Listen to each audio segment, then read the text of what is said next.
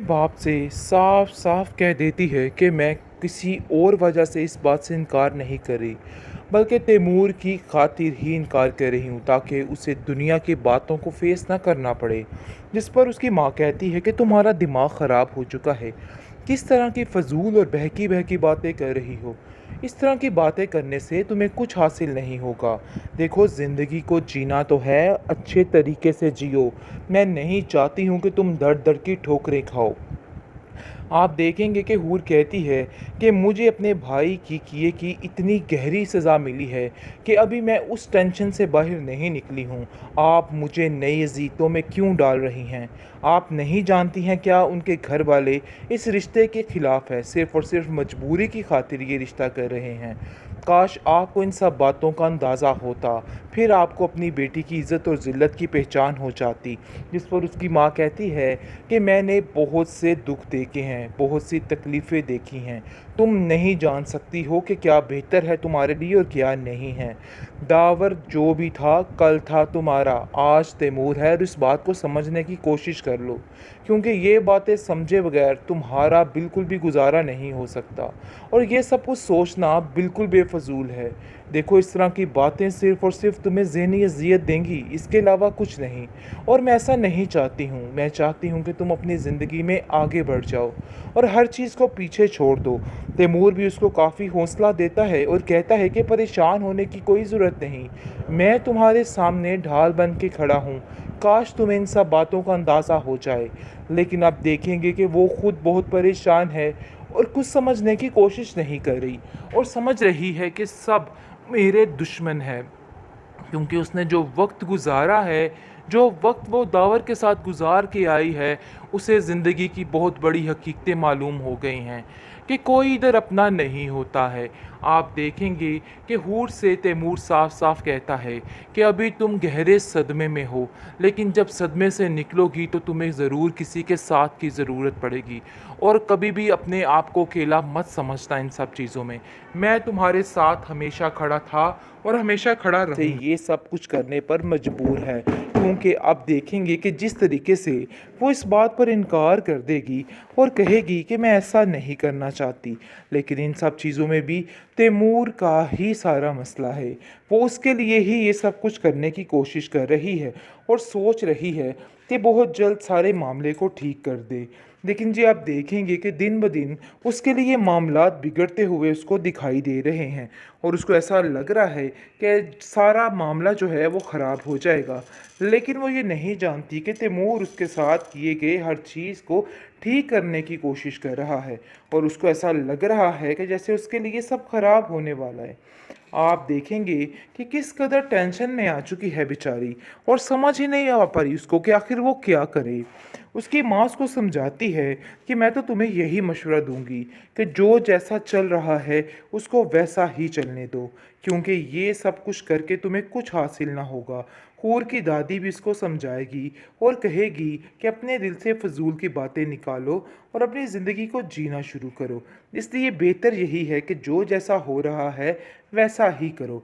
लेकिन हूर का बाप यहाँ पे हूर का साथ देगा और कहेगा कि ये कोई कठपुतली नहीं है जो हर वक्त दूसरों की मर्ज़ी के ऊपर चलती रहेगी। इसकी अपनी मर्ज़ी है कि जो कुछ करना चाहेगी बिल्कुल वैसा ही होगा। कोई इसको किसी चीज़ के लिए मजबूर नहीं कर सकता है। वो हूर को साफ साफ कह देती है, वो कह देता है कि हूर, तुम्हें परेशान होने की कोई ज़रूरत नहीं है अब। हूर का इनकार तैमूर की जान न ले ले। ऐसा ही होने जा रहा है। जैसा कि आपने देखा कि तैमूर ने अपने घर वालों को फिर से एक दफ़ा भेज दिया है और कहा है कि इस बार कतई मैं इस चीज़ की इजाज़त नहीं दूंगा कि तुम किसी और की हो जाओ। इसलिए बेहतर यही है कि तुम्हें अब इस रिश्ते के लिए मानना होगा। लेकिन ऐसा नहीं होगा। फिर से एक दफ़ा हूर इस तरफ इनकारी करेगी और कहेगी कि ऐसा नहीं हो सकता। लेकिन जी, तैमूर की माँ उसकी मोहब्बत की, उसकी खुशी की भीख मांगने के लिए यहाँ पे आ पहुँची है और कहती है कि तुम मेरे बेटे के लिए हर किस्म की खुशी हो और मैं अपने बेटे की खुशी बर्बाद नहीं कर सकती। इसलिए बेहतर यही है कि चुप करके इन सब चीज़ों को मान जाओ। हूर की माँ गुस्से में आ जाती है और हूर से कहती है कि आखिर तुम्हारे इनकार की वजह पूछ सकती हूँ, क्यों तुम बात पे बात बिगड़ रही हो और उन लोगों को इनकार कर रही हो। देखो आगे कुछ भी अच्छा नहीं होने वाला है। अगर तैमूर ने हाँ कर ही दी, हामी भर ही दी, तो तुम्हें इस बात का मान रखना होगा।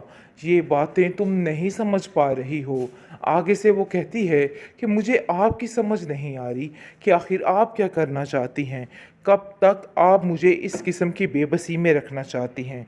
तैमूर कहता है कि अब तुम्हें क्या मसला है, तुम क्यों नहीं समझ पा रही इस बात को कि तुम्हें ऐसा नहीं करना है। लेकिन वो साफ और खरा जवाब दे देगी और कहेगी कि बात ये तय है कि तुम जो मुझे समझ रहे हो मैं वैसा नहीं करना चाहती हूँ। हकीकत तो ये है कि अब तुम्हें ये सब कामों को छोड़ना होगा। लेकिन तैमूर कहाँ सुनेगा उसकी और कहेगा कि तुम्हें दावर की यादों से बाहर निकलना होगा। हकीकत ये है क्योंकि दावर की यादों में तुम इस कदर ढल चुकी हो कि तुम्हें समझ नहीं आ रही कि तुमने क्या करना है। देखो समझो वो तुम्हारा माजी था और वो निकल गया। अपनी ज़िंदगी को अच्छे तरीके से जीने की कोशिश करो। लेकिन कहाँ सुनेगी वो और कहाँ वो कुछ करेगी। लेकिन अब देखने वाली बात है कि अभी भी वो तैमूर के बारे में अच्छा सोच रही है, जिसकी वजह से ये सब कुछ करने पर मजबूर है। क्योंकि अब देखेंगे कि जिस तरीके से वो इस बात पर इनकार कर देगी और कहेगी कि मैं ऐसा नहीं करना चाहती। लेकिन इन सब चीज़ों में भी तैमूर का ही सारा मसला है। वो उसके लिए ही ये सब कुछ करने की कोशिश कर रही है और सोच रही है कि बहुत जल्द सारे मामले को ठीक कर दे। लेकिन जी आप देखेंगे कि दिन ब दिन उसके लिए मामलात बिगड़ते हुए उसको दिखाई दे रहे हैं और उसको ऐसा लग रहा है कि सारा मामला जो है वो ख़राब हो जाएगा।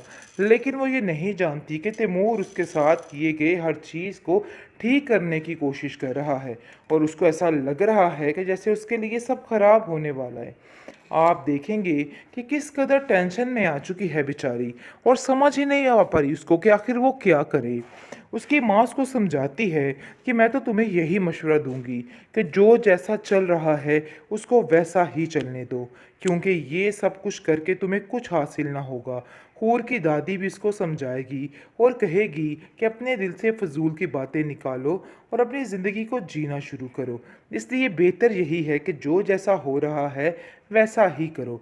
लेकिन हूर का बाप यहाँ पे हूर का साथ देगा और कहेगा कि ये कोई कठपुतली नहीं है जो हर वक्त दूसरों की मर्ज़ी के ऊपर चलती रहेगी।